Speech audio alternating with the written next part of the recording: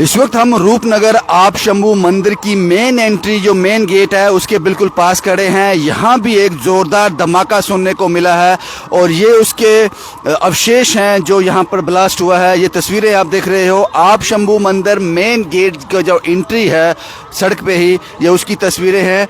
और सबसे ये बात ये रही कि ओपन में पड़ा ये घर देखिए सामने, ये घर शायद बंद था, इसके अंदर कोई रहता नहीं है, जिसकी इसकी हालत देखकर लग रहा है और इसकी पूरी तरह से क्षतिग्रस्त हुआ है ये। उसके बाद ये कुछ बॉक्सेस थे यहाँ डस्टबिन के लोहे के, बिल्कुल ज़मीन से उखड़कर वहाँ पर आकर गिरे हैं, तारें नीचे आ गई हैं।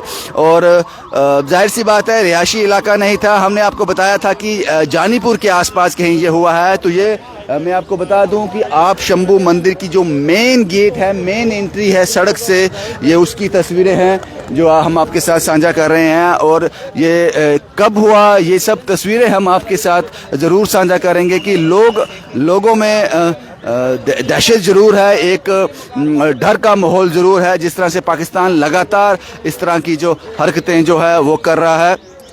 कार्तिक साहब आप यहीं के रहने वाले हो, क्या धमाका हुआ, कितने बजे हुआ, पूरी डिटेल क्या है? भाई लगभग यहाँ अभी से 1 घंटा पहले मैं घर पे ही था तो ऐसे लगा यहाँ पे आसपास में कोई ना कोई अटैक तो हुआ है। हाँ। लगातार 3-4 जगहों पे ऐसे लग रहा है, सुनने में आ रहा यहाँ से ऊपर भी कुछ हुआ। तो अभी थोड़ी देर पहले तो आपको पता है पैनिक मोड हो जाता है, बिल्कुल ही लगातार आवाज़ें आ रही थी।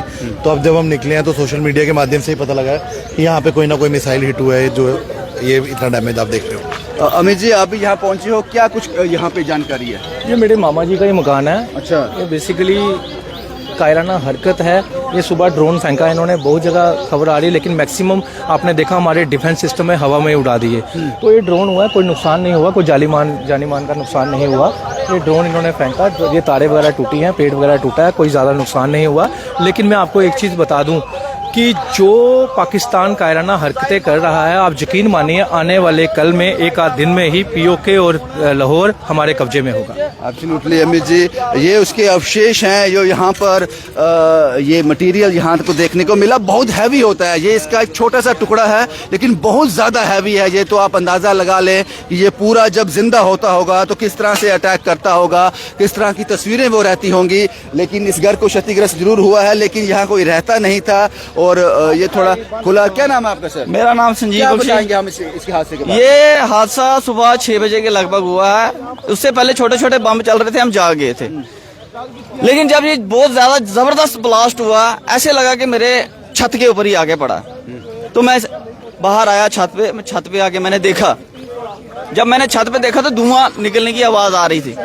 जब धुआं निकला तो मुझे लगा कि ये धुआं हमारे सराउंडिंग एरिया में ही हो रहा है।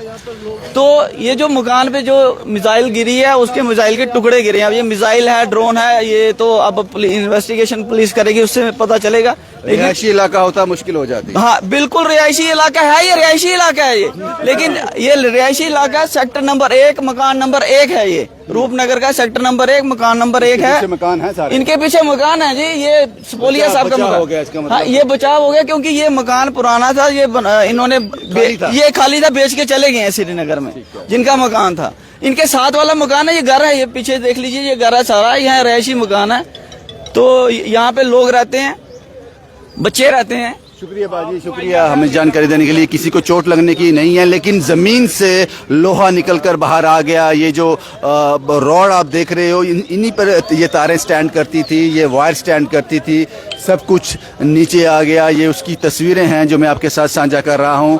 और नुकसान करने की ज़रूर कोशिश की है, लेकिन इतना कुछ खास हुआ नहीं। लेकिन फिर भी लोगों में पैनिक, घबराहट जरूर है। इसलिए हम कहते हैं कि जब भी आप किसी धमाके की आवाज़ सुनते हो, जब सायरन बजता है, जब ब्लैकआउट होता है, एसडीआरएफ की टीमें यहाँ पहुँच चुकी हैं, एसडीआरएफ की गाड़ी यहाँ पहुँच चुकी है।